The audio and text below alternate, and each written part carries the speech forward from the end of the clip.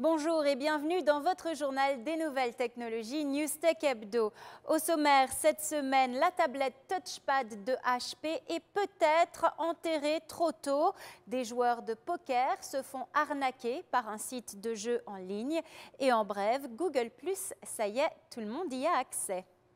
Je vous en parlais il y a quelques semaines dans Newstech Hebdo. HP a décidé de stopper la production de sa tablette Touchpad graduellement. Il a commencé par l'Europe et pour écouler les stocks, l'entreprise a cassé les prix.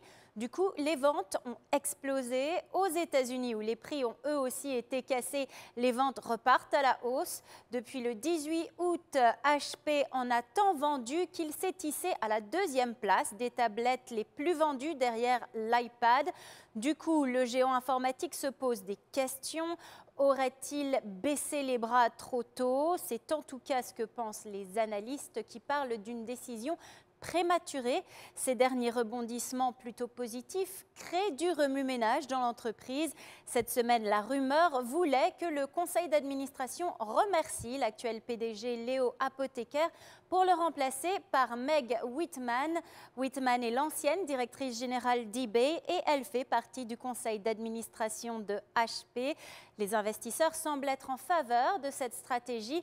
Lorsque ces rumeurs ont été lancées sur les marchés mercredi, HP était la seule valeur du Dow Jones dans le vert. Le titre a gagné 7% mercredi soir.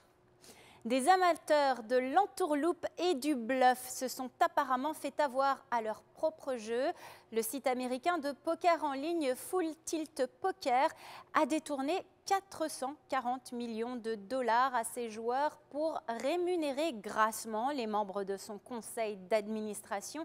C'est ce qu'a révélé mardi le bureau du procureur de New York. Le site a fait croire à ses joueurs que les fonds déposés étaient en sécurité et disponibles à tout moment.